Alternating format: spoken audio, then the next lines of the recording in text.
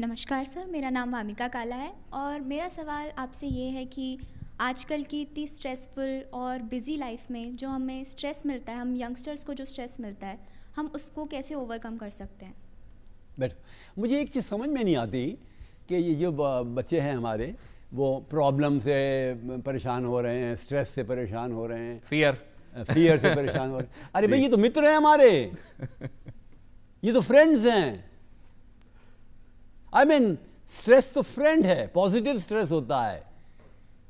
सड़क पार करें, एग्जामिनेशन दें, बीमारी न आ जाए। कोरोना में सब लोग पॉजिटिव स्ट्रेस ही था एक तरह से, जिन्होंने बचा लिया अपने आप को, जिन्होंने लापरवाही करी, अरे क्या फ़र्क पड़ता है, वो बीमार हो गए। जी, कोई भी चीज़ हो, थोड़ा बहुत तो स्ट्रेस रहेगा ही।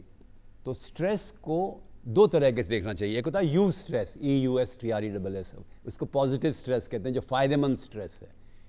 इसी स्ट्रेस से इंसान सक्सेसफुल होता है, लक्ष्यों की पूर्ति करता है, ज्ञान बढ़ाता है, किताबें पढ़ डालता है, विदेश यात्राएं कर लेता है, एग्ज़ाम पास कर लेता है, इंटरव्यू पास कर लेता है, जॉब अच्छे कर लेता है। इसको पॉजिटिव स्ट्रेस कहते हैं। जो नेगेटिव स्ट्रेस है, जो कि कल्पनाओं में है, बिना बात ही घबरा रहे हैं, काम नहीं कर पा रहे हैं, इंटरव्यू में गड़बड़ बोल रहे हैं, कोई काम करते हैं तो गलत कर रहे हैं। जैसे सबसे पहले खाना बनाने वाली लड़की जो है, बच्ची एक गई और वो अरे मेरे से गलती ना हो जाए, गलती ना, मम्मी आप ही कर लो, आप ही बेलन कर दो, इसको कर दो, रोटी बना दो, अच्छा मैं देख लूँगी, इसे कर। तो एक असली माँ कहेगी, बेटे तू मर्जी कर, गलतियाँ कर, तो कर गलतियाँ, जितनी करेगी उतना ही अच्छा है। तो उसमें रोटी जल गई तो स्ट्रेस नहीं होना चाहिए। रोटी के तक होता ही शुरू में हर रोटी जलती है। तो मैं आपको निवेदन कर रहा हूँ, don't be afraid of stress in life. Stress is your friend. It tells you कि हमें क्या करना है, रास्ता बताता है, चेतावनी देता है, हमें वार्निंग देता है, कॉशियस करता है, ज्ञान बढ़ाता है, तैयार करता है, प्रिपरेशन करता है हमारी, और हमारे लिए एक मित्र होता है। Never be afraid of fear, never be afraid of problems, never be afraid of stress, never be afraid of humiliation. लोग इंसल्ट कर देते हैं कई बार, घर और बाहर। नेवर बी अफ्रेड, परवाही मत करो, दुनिया को कहती है जो क्या चीज़ है। अंत में एक छोटी सी बात बताऊं। एक गांव में मेंढकों का सम्मेलन हुआ और एक बहुत बड़ा इस तरह से बांस खड़ा कर दिया गया, मोटा 50 फीट का, कितना ऊपर होगा, कि कौन मेंढक चढ़ सकता है इस पर।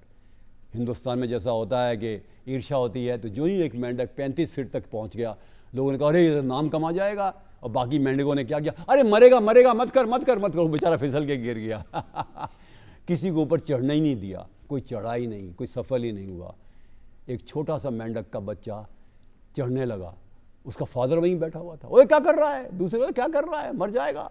पर वो चढ़ने लगा, 10 फीट, 20 फीट, 30 फीट, 40, 45, 50 पे चढ़ गया। लोगों ने कहा क्या से हुआ, पता है क्यों? वो बहरा था, उसने सुनी नहीं किसी की बात। मैं तो कई बार बहरा बन जाता हूँ। आई डोंट केयर लोग क्या कहें क्या नहीं करें।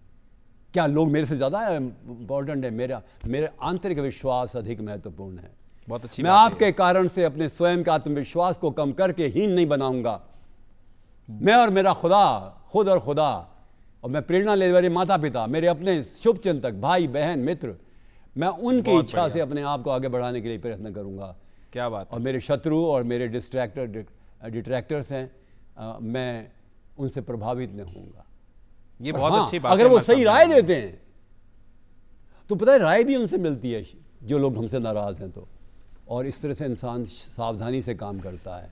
तालियां प्लीज एक बार जोरदार आ जाए सर के लिए। क्या बात है, बहुत बढ़िया सर।